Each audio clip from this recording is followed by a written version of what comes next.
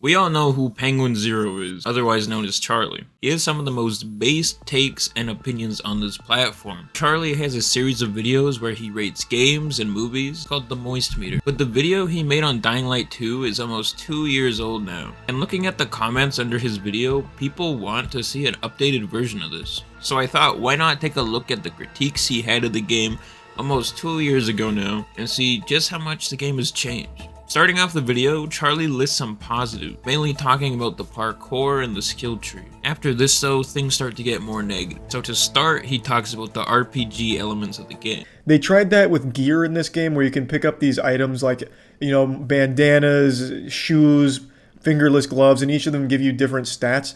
But it's super arbitrary and basic. It's not fleshed out and it never really feels impactful. So like there's loot that changes some of your stats around, but it never really feels like it does anything. At least it didn't for me.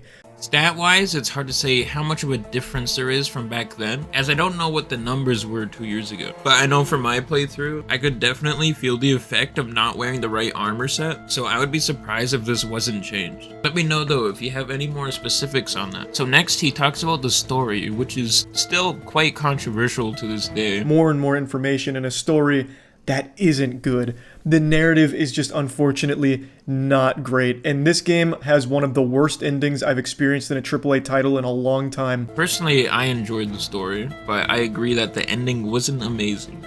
He also talks about how the choices you make while in the moment feel important, but at the end of the story are quite irrelevant. For some scenarios, this is true, but for example, whether you save Hakon or not has massive repercussions. So I think I disagree with him on this one. His last big point was, of course, talking about the nighttime. We all saw this one coming, of course, and we all know it was fixed with the Good Night, Good Luck update. These were the biggest topics he talked about. There were some little things that I didn't mention. But overall, I think this was a fun video just to see how much the game has changed, and I think it goes to show just how much Techland has put in. I know it has taken 2 years for some of the more basic things to make it in, but I'm glad they have, and I think the game's in a better state right now than it has been in a long time. Thanks for watching.